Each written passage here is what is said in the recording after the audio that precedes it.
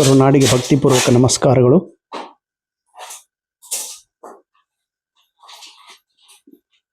Net ಪರೀಕ್ಷೆ paper 1 unit 10 higher education ತುಂಬ ವೇಗವಾಗಿ ನಾನು ಫಾಸ್ಟ್ ರಿವಿಷನ್ ತೆಗೆದುಕೊಳ್ಳುತ್ತಿದ್ದೇನೆ. ದಯವಿಟ್ಟು ಬೋರ್ಡ್ ಮೇಲೆ ಬರೆದಂಥ ಪ್ರತಿಯೊಂದು ಪಾಯಿಂಟ್ಸ್ ನಿಮ್ಮ ತಲೆಯೊಳಗೆ ಇರಲೇಬೇಕು. ನೆಟ್ GRF ಪಡೆಯುವ ಸಲುವಾಗಿ, ನೆಟ್ ಎಕ್ಸಾಮ್ ಪಾಸ್ ಮಾಡುವ ಸಲುವಾಗಿ. ಇದ್ರ ಜೊತೆಗೆ KCETಗೂ ಈ ಪಾಯಿಂಟ್ಸ್ ಹೆಲ್ಪ್ ಆಗುತ್ತದೆ. ಈ ಬುಕ್ ಇದನ್ನು ಓದ್ರಿ, ಬೋರ್ಡ್ ಮೇಲೆ ಬರೆದಿದ್ದ ಪಾಯಿಂಟ್ಸನ್ನು ನೋಡ್ರಿ. ಆಮೇಲೆ ಬುಕ್ ಎಲ್ಲದು, ಆಮೇಲೆ ಬುಕ್ದೊಳಗೆ ನಾನು ಇಲ್ಲಿ ತನಕ ನಿಮಗೆ ಕೊಡ್ತಾ ಇರೋದು ಈ ಬುಕ್ದಿಂದನೇ. ಇದೇನು ಬುಕ್ ಐತಲ್ರಿ, ಈ ಬುಕ್ಕು KCET ಎಕ್ಸಾಮ್ ಸಲುವಾಗಿ. ಈ ಬುಕ್ ಅಂದ್ರೆ ನಿಮಗೆ KCET ಸರ್ಟಿಫಿಕೇಟ್. ಈ ಬುಕ್ ಅಂದ್ರೆ KCET ಸರ್ಟಿಫಿಕೇಟ್. ಈ ಬುಕ್ ತಾವೆಲ್ಲರೂ ತೆಗೆದುಕೊಳ್ಳಬೇಕು. ಈ ಬುಕ್ ತೆಗೆದುಕೊಂಡ್ರೆ KCET ಸರ್ಟಿಫಿಕೇಟ್ ನಿಮ್ಮ ಮನೆಗೆ ಬಂದಂಗೆ ರೀ. ಅಷ್ಟೊಂದು ಫುಲ್ ಕಾನ್ಫಿಡೆನ್ಸ್ ಆಗಿ ಈ ಬುಕ್ ಬರೆದಿದ್ದೈತಿ. ಈ ಬುಕ್ದೊಳಗಿಂದ ಪಾಯಿಂಟ್ಸ್ಗಳನ್ನು ನಿಮ್ಮ ಬೋರ್ಡ್ ಮೇಲೆ ಬರೆದು ನಾನು ಹೇಳ್ತಾ ಇರೋದು. ಸೊ ದಯವಿಟ್ಟು ಈ ಬುಕ್ಕನ್ನು ತೆಗೆದುಕೊಡ್ರಿ. ಇದು ಒಂದು ಬುಕ್, ಇದ್ರ ಜೊತೆಗೆ ಇದೊಂದು ಕ್ವಶನ್ ಬ್ಯಾಂಕ್. ಇದೊಂದು ವ್ಯಾಲ್ಯೂಮ್ ನಂಬರ್ 1 ಸಂಪುಟ 1. ಇವು ಎರಡು ಬುಕ್ ಕಂಪಲ್ಸರಿ ನಿಮ್ಮ ಹತ್ರ ಇರಬೇಕು. ಸರ್ ಅಷ್ಟು 5 ಬುಕ್ ತಗೋಬೇಕೇನ್ರಿ ಸರ್? 5 ಬುಕ್ ತಗೊಳಕ್ಕೆ ನಿಮ್ಮ ಹತ್ರ ದುಡ್ಡಿಲ್ಲ. ಸೊ ಅಟ್ಲೀಸ್ಟ್ ಇವು ಎರಡಾದರೂ ಬುಕ್ ನಿಮ್ಮ ಹತ್ರ ಇರಲೇಬೇಕು. ನೆಟ್ ಎಕ್ಸಾಮ್ ಅದು GRF ಸಲುವಾಗಿ ಉಳಿದಿದ್ದು ಕ್ವಶನ್ ಬ್ಯಾಂಕ್ ಸಂಪುಟ 3, 4, 5 ನೀವು ತೆಗೆದುಕೊಳ್ಬಹುದು. ಸೊ ಇವು ಎರಡು ಬುಕ್ ಅಂತೂ ಕಂಪಲ್ಸರಿ ತಾವೆಲ್ಲರೂ ತೆಗೆದುಕೊಳ್ಬೇಕು. ಇದು ನನ್ನ ನಮ್ರತೆಯಿಂದ ವಿನಂತಿ.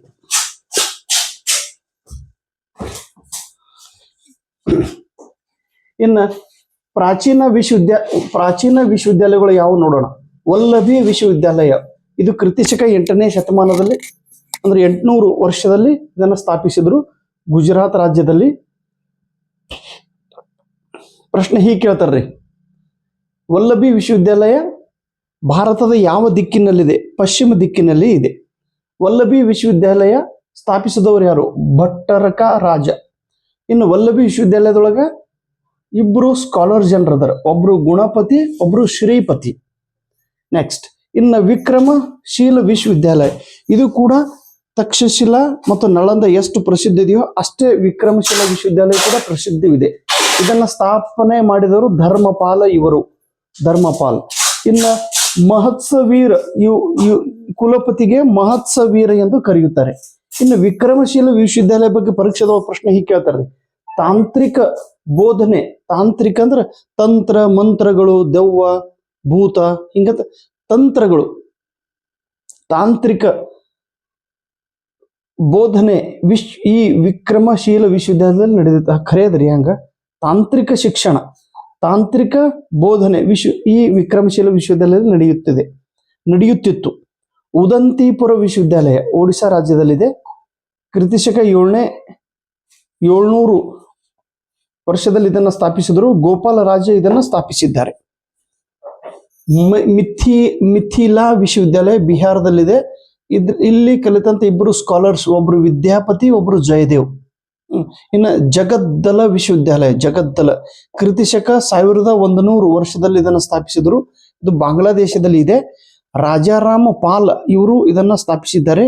ಇಲ್ಲಿ ಇಬ್ರು ಸ್ಕಾಲರ್ ಇದ್ದಾರೆ, ವಿಭೂತಿ ಚಂದ್ರ ಮತ್ತು ಘನಶೀಲ. ನೆನ್ಪಿಡ್ರಿ. ಇನ್ನು ಸಾಲೋಟಿಗಿ, ನಮ್ಮ ಇಂಡಿ ತಾಲೂಕ, ವಿಜಯಪುರ ಜಿಲ್ಲೆಯ ಇಂಡಿ ತಾಲೂಕಿನ ಸಾಲೋಟಿಗಿ ಗ್ರಾಮ, ಸಾಲೋಟಿಗಿ ಅಂತ ಗ್ರಾಮ ಊರೈತಿ ಇಲ್ಲೇ. ಈ ಸಾಲೋಟಿಗಿ ಗ್ರಾಮದಲ್ಲಿ ಜಗತ್ ಪ್ರಸಿದ್ಧ ವಿಶ್ವವಿದ್ಯಾಲಯ ಇತ್ತಂತ್ರಿ, ಸಂಸ್ಕೃತ ವಿಶ್ವವಿದ್ಯಾಲಯ. ನೋಡ್ರಿ, ಕ್ರಿಸ್ತಶಕ 1945ರಲ್ಲಿ ಈ ವಿಶ್ವವಿದ್ಯಾಲಯನ ಸ್ಥಾಪನೆ ಮಾಡಿದಂತ ರಾಜರು ರಾಷ್ಟ್ರಕೂಟದ ಕೃಷ್ಣ ನಾರಾಯಣ. ಇವರು ಕೃಷ್ಣ ನಾರಾಯಣ ರಾಷ್ಟ್ರಕೂಟದ ದೊರೆ. ಇಲ್ಲಿ 27 ಹಾಸ್ಟೆಲ್ ಇರುವಂತ ಒಂದು ವಿಶ್ವವಿದ್ಯಾಲಯ. ಹೊರಗಿನ ದೇಶದ ಜನ ಸಂಸ್ಕೃತ ಕಲಿಯುವ ಸಲುವಾಗಿ ಬರ್ತಿದ್ರಂತೆ. ಇದು ನೆಟ್ ಎಕ್ಸಾಮ್ದೊಳಗೆ ಕೇಳಿದ ಪ್ರಶ್ನೆ ಐತಿ. ಸಾಲೋಟಿಗಿ ಊರ ನೋಡ್ರಿ, ನೆಟ್ ಎಕ್ಸಾಮ್ದೊಳಗೆ ಬಂದೈತಿ. ಮೊನ್ನೆ ಸಾಲೋಟಿಗಿ ಊರಿಗೆ ಹೋಗಿ ಬಂದಿದ್ದು ಕೂಡ. ಮಾನ್ಯ ಕೇಟ, ಇದು ಕೂಡ ನಮ್ಮ ಕಲಬುರಗಿ ಜಿಲ್ಲೆಯ ಮಳಖೇಡದಲ್ಲಿ, ಮಳಖೇಡ ರಾಷ್ಟ್ರಕೂಟರ ಅದು ರಾಜಧಾನಿ ಮಳಖೇಡ. ಅಲ್ಲಿ ಕೂಡ ವಿಶ್ವವಿದ್ಯಾಲಯ ಇದೆ. 800 ಕ್ರಿಸ್ತಶಕ 8ನೇ ಶತಮಾನದೊಳಗೆ ಇದನ್ನ ಸ್ಥಾಪನೆ ಮಾಡಿದರು. ಈ ವಿಶ್ವವಿದ್ಯಾಲಯ ದ್ವೈತ ಸ್ಕೂಲ್ ಆಫ್ ಥಾಟ್ಗಾಗಿ ಪ್ರಸಿದ್ಧವಿದೆ. ದ್ವೈತ ಸಿದ್ಧಾಂತವನ್ನು ಇಲ್ಲಿ ಬೋಧಿಸಲಾಗುತ್ತಿತ್ತು. ದ್ವೈತ ಮತ್ತು ಅದ್ವೈತ ಎರಡು ತತ್ವದರು. ದ್ವೈತ ಎಂದರೆ ದೇವರು ಮತ್ತು ಮನುಷ್ಯನ ಆತ್ಮ ಎರಡು ಭಿನ್ನ ಭಿನ್ನವಾಗಿವೆ. ಮನುಷ್ಯನೇ ಬೇರೆ ಮತ್ತು ದೇವರೇ ಬೇರೆ. ದೇವರು ಮನುಷ್ಯ ಇಬ್ಬರು ಮುಂದೆ ಒಂದೇ ಇದೆ ಅಂತೇಳಿ ಅದ್ವೈತ ಹೇಳುತ್ತದೆ. ದ್ವೈತ ಎಂದರೆ ಇಬ್ಬರು ಬೇರೆ ಬೇರೆ, ಮಾನವನ ಆತ್ಮ ಬೇರೆ ಮತ್ತು ಪರಮಾತ್ಮ ಬೇರೆ. ಇನ್ನು ನಾಡಿಯಾ ವಿಶ್ವವಿದ್ಯಾಲಯ ಪಶ್ಚಿಮ ಬಂಗಾಳದಲ್ಲಿದೆ. ಭಗತ್ ಗೋವಿಂದ್ ರಘುನಾಥ್ ಇವರು ಇಲ್ಲಿಯ ಸ್ಕಾಲರ್. ಸೋಮಪುರ ವಿಶ್ವವಿದ್ಯಾಲಯ ಬಾಂಗ್ಲಾದೇಶದಲ್ಲಿಯೇ ಇದೆ. ಯುನೆಸ್ಕೋದವರು 1985ದಲ್ಲಿ ವರ್ಲ್ಡ್ ಹೆರಿಟೇಜ್ ಲಿಸ್ಟ್ದಲ್ಲಿ ಇದನ್ನು ಆಯ್ಕೆ ಮಾಡಿದ್ದಾರೆ. ಉಜ್ಜೈನ್ ವಿಶ್ವವಿದ್ಯಾಲಯ ಇದು ಮಧ್ಯಪ್ರದೇಶದಲ್ಲಿದೆ. ಇದು ಎದರ ಸಲುವಾಗಿ ಪ್ರಸಿದ್ಧ ಹೊಂದಿತ್ತು? ಆಸ್ಟ್ರಾನಮಿ, ಜ್ಯೋತಿಷ್ಯ ಸಲುವಾಗಿ. ಉಜ್ಜೈನ್ ಆಸ್ಟ್ರಾನಮಿ ನೆನಪಿಡ್ರಿ. ಇನ್ನ ಶಾರದಾ ಪೀಠ ಜಮ್ಮು ಕಾಶ್ಮೀರದಲ್ಲಿ ಸ್ಥಾಪನೆಯಾಗಿತ್ತು. ಶಾರದಾ ಪೀಠ. ಪುಷ್ಪಗಿರಿ ವಿಶ್ವವಿದ್ಯಾಲಯ ಒಡಿಶಾ ರಾಜ್ಯದಲ್ಲೇ ಕಳಿಂಗ ರಾಜ್ಯವನ್ನು 3ನೇ ಶತಮಾನದಲ್ಲಿ ಸ್ಥಾಪಿಸಿದರು. ಬನಾರಸ್ ವಿಶ್ವವಿದ್ಯಾಲಯ, ಬನಾರಸ್ ಉತ್ತರ ಪ್ರದೇಶ್. ಆಮೇಲೆ ಎನ್ಐಇ ರೂಮ್ ಇದು ತಮಿಳುನಾಡಿನಲ್ಲಿದೆ. ಎನ್ಐಇ ರೂಮದಲ್ಲಿ ಉನ್ನತ ಶಿಕ್ಷಣ ಕೊಡುವಂತ ಸ್ಥಳ ಇದು. ಓಕೆ, ನೆಕ್ಸ್ಟ್ ಮುಂದಿನ ಪಾಯಿಂಟ್ಸ್ ನೋಡೋಣ.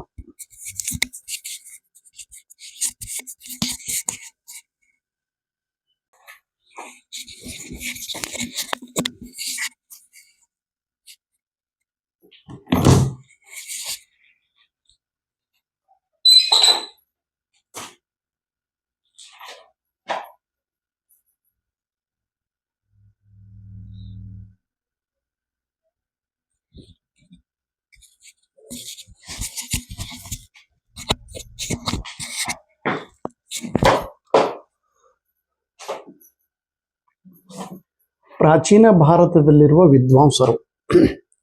ಇದ್ರ ಮೇಲಿಂದ ಕೂಡ ನಿಮಗೆ ನೆಟ್ ಎಕ್ಸಾಮ್ದೊಳಗೆ ಪ್ರಶ್ನೆ ಕೇಳುತ್ತಾರೆ. ಕೆಸೆಟ್ದೊಳಗೆ ಕೂಡ ಕೇಳುತ್ತಾರೆ. ಆನ್ಸೆಂಟ್ ಸ್ಕಾಲರ್ಸ್, ಪ್ರಾಚೀನ ಭಾರತದ ಅತಿ ವಿದ್ವಾಂಸ ವ್ಯಕ್ತಿಗಳು. ಚಾಣಕ್ಯ, ಇವರಿಗೆ ನಾವು ಕೌಟಿಲ್ಯ ಅಂತೇಳಿ ಕೂಡ ಕರಿತೀವಿ. ಇವರು ಅರ್ಥಶಾಸ್ತ್ರ ಗ್ರಂಥವನ್ನು ಬರೆದಿದ್ದಾರೆ. ಪಾಣಿನಿ, ಇವರು ವ್ಯಾಕರಣಕಾರರು. ಇವರಿಗೆ ಫಾದರ್ ಆಫ್ ಲಿಂಗ್ವಿಸ್ಟಿಕ್ ಎಂದು ಕರೆಯುತ್ತಾರೆ. ಫಾದರ್ ಆಫ್ ಲಿಂಗ್ವಿಸ್ಟಿಕ್, ಭಾಷಾಶಾಸ್ತ್ರದ ತಂದೆ. ಇವರು ಅಷ್ಟಾಧ್ಯಾಯ ಅನ್ನುವ ಒಂದು ಗ್ರಂಥವನ್ನು ಬರೆದಿದ್ದಾರೆ. ಇದರಲ್ಲಿ 40,000 ರೂಲ್ಸ್ಗಳು ಅವರು ಹೇಳಿದ್ದಾರೆ. ಅಷ್ಟಾಧ್ಯಾಯ 8 ಅಧ್ಯಾಯ. ಇನ್ನು ಆರ್ಯಭಟ್ಟ, ಇವರು ಶ್ರೇಷ್ಠ ಗಣಿತ ತಜ್ಞರು. ಇವರು ಆರ್ಯಭಟ್ಟಿಯ ಅನ್ನುವ ಗ್ರಂಥವನ್ನು ಬರೆದಿದ್ದಾರೆ ಮತ್ತು ಆರ್ಯ ಸಿದ್ಧಾಂತ ಅನ್ನುವ ಗ್ರಂಥವನ್ನು ಬರೆದಿದ್ದಾರೆ. ಸುಶ್ರುತ, ಇವರು ಸುಶ್ರುತ ಸಂಹಿತ ಬರೆದಿದ್ದಾರೆ. ಇವರಿಗೆ ಫಾದರ್ ಆಫ್ ಸರ್ಜನ್ ಎಂದು ಕರೆಯುತ್ತಾರೆ. ಪತಂಜಲಿ, ಇವರು ಯೋಗ ಸೂತ್ರದ ಬಗ್ಗೆ ಹೇಳಿದ್ದಾರೆ. ಬ್ರಹ್ಮಗುಪ್ತ, ಇವರು ಆಸ್ಟ್ರೋನಾಮರ್, ಇವರು ಖಗೋಳ ಶಾಸ್ತ್ರಜ್ಞ. ಇವರು ಬ್ರಹ್ಮ ಸ್ಫುಟ ಸಿದ್ಧಾಂತ ಮತ್ತು ಖಂಡ ಕದ್ಯಾಕ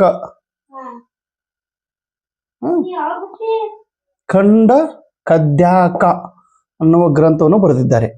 ಕಣಾದ್ ಅನ್ನುವ ವ್ಯಕ್ತಿ, ಇವರು ವೈಶೇಷಿಕ ಅನ್ನುವ ಗ್ರಂಥವನ್ನು ಬರೆದಿದ್ದಾರೆ. ಫಿಸಿಕ್ಸ್ ಸಬ್ಜೆಕ್ಟ್ದಲ್ಲಿ ಇವರು ಅಭ್ಯಾಸ ಪ್ರಾರಂಭ ಮಾಡಿ ಅಟಮಿಕ್ ಥಿಯರಿಯ ಬಗ್ಗೆ ಹೇಳಿದ್ದಾರೆ. ಭಾಸ್ಕರಾಚಾರ್ಯ ಸೆಕೆಂಡ್ ಇವರು ಆಸ್ಟ್ರೋನಾಮರ್ ಕೂಡ ಇದ್ದಾರೆ ಮತ್ತು ಮ್ಯಾಥಮೆಟಿಷಿಯನ್ ಕೂಡ ಇದ್ದಾರೆ. ಇವರು ಸಿದ್ಧಾಂತ ಶಿರೋಮಣಿ ಅನ್ನುವ ಗಣಿತದ ಬಗ್ಗೆ ಒಂದು ಗ್ರಂಥವನ್ನು ಬರೆದಿದ್ದಾರೆ. ಇದರಲ್ಲಿ 4 ವ್ಯಾಲ್ಯೂಮ್ಗಳು ಇವೆ. Volume 1, volume 2, volume 3, volume 4. Volume 1 Lilavati, ಭಾಸ್ಕರಾಚಾರ್ಯರ ಮಗಳ ಹೆಸರು ಲೀಲಾವತಿ. ಭಾಸ್ಕರಾಚಾರ್ಯ ಇವರು ತಮ್ಮ ಮಗಳ ಹೆಸರನ್ನೇ ಇಟ್ಟಿದ್ದಾರೆ ಲೀಲಾವತಿ. ಗಣಿತಕ್ಕೆ ಸಂಬಂಧಪಟ್ಟಂತ ಮಾಹಿತಿಯನ್ನು ಹೇಳಿದ್ದಾರೆ. ಜಾಮೆಟ್ರಿಗೆ. ಬೀಜಗಣಿತ, ಗಣಿತಾಧ್ಯಾಯ, ಗೋಲಾಧ್ಯಾಯ, ಹೀಗೆ 4 ವ್ಯಾಲ್ಯೂಮ್ಗಳು ಈ ಸಿದ್ಧಾಂತ ಶಿರೋಮಣಿದಲ್ಲಿ ಇವೆ. ಇನ್ನು ಭಾಸ್ಕರ ಫಸ್ಟ್, ಇವರು ಕೂಡ ಮ್ಯಾಥಮೆಟಿಷಿಯನ್. ಆರ್ಯಭಟ್ಟಿಯ ಭಾಷ್ಯ ಇದರ ಮೇಲೆ ಈ ಗ್ರಂಥವನ್ನು ಬರೆದಿದ್ದಾರೆ. ಇನ್ನು ವಾಚಸ್ಪತಿ ಮಿಶ್ರಾ ಇವರು ಭಾಮತಿ ಗ್ರಂಥವನ್ನು ಬರೆದಿದ್ದಾರೆ. ಚಕ್ರಪಾಣಿ ದತ್ತ ಇವರು ಚರಕ ಸಂಹಿತದ ಮೇಲೆ ತಮ್ಮ ವಿಚಾರನ ವ್ಯಕ್ತಪಡಿಸಿದ್ದಾರೆ. ಭಟ್ಟಾಚಾರ್ಯ ಎನ್ ಭಟ್ಟಾಚಾರ್ಯ ಇವರು ಸಾಹಿತ್ಯ, ಪುರಾಣ ಮತ್ತು ವಿಮಾನ ಇಂಡೋಲಜಿ ಇದರ ಬಗ್ಗೆ ಅಭ್ಯಾಸ ಮಾಡಿ ಗ್ರಂಥವನ್ನು ಬರೆದಿದ್ದಾರೆ. ಭರ್ತೃಹಾರಿ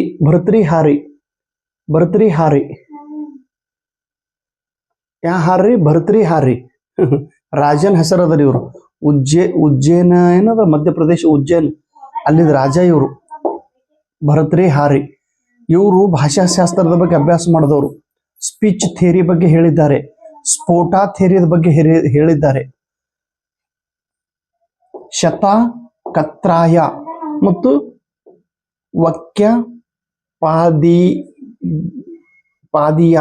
ವಾಕ್ಯಪಾದೀಯ ವ್ಯಾಕರಣಕರ್ತರು ಇವರು. ರಾಜರು ಪ್ಲಸ್ ವ್ಯಾಕರಣಕರ್ತರು. ಇನ್ನ ಕೆಲವೊಂದು ಆಯೋಗಗಳ ಬಗ್ಗೆ ನಾವು ನೋಡೋಣ. ಭಾರತ ದೇಶ ಸ್ವತಂತ್ರ ಆಗೋಕ್ಕಿಂತ ಮುಂಚೆ ಆಯೋಗಗಳಿದ್ದವು. ಆ ಆಯೋಗದ ಬಗ್ಗೆ ನಾವು ನೋಡೋಣ. ಪರೀಕ್ಷೆದೊಳಗೆ 100% ಇದರ ಮೇಲಿನ ಪ್ರಶ್ನೆನ ಕೇಳುತ್ತಾರೆ. ಮೊದಲನೇದು ಚಾರ್ಟರ್ ಆಕ್ಟ್ 1813 1830. ಈ ಚಾರ್ಟರ್ ಆಕ್ಟಕ್ಕೆ ಈಸ್ಟ್ ಇಂಡಿಯಾ ಕಂಪನಿಯ ನಿಯಮ, ಈಸ್ಟ್ ಇಂಡಿಯಾ ಕಂಪನಿಯ ರೂಲ್ಸ್ ಎಂದು ಕರೆಯುತ್ತಾರೆ. ಚಾರ್ಟರ್ ಆಕ್ಟ್ ದ ಪ್ರಕಾರ ಭಾರತದಲ್ಲಿ ಶಿಕ್ಷಣ ಪ್ರಾರಂಭಿಸಲಾಯಿತು. ಆಫೀಸಿಯಲಿ ಭಾರತದ ಜನರಿಗೆ ಶಿಕ್ಷಣ ಕೊಡುವುದು ಇವರು ನಿರ್ಧಾರ ಮಾಡಿದ್ದಾರೆ.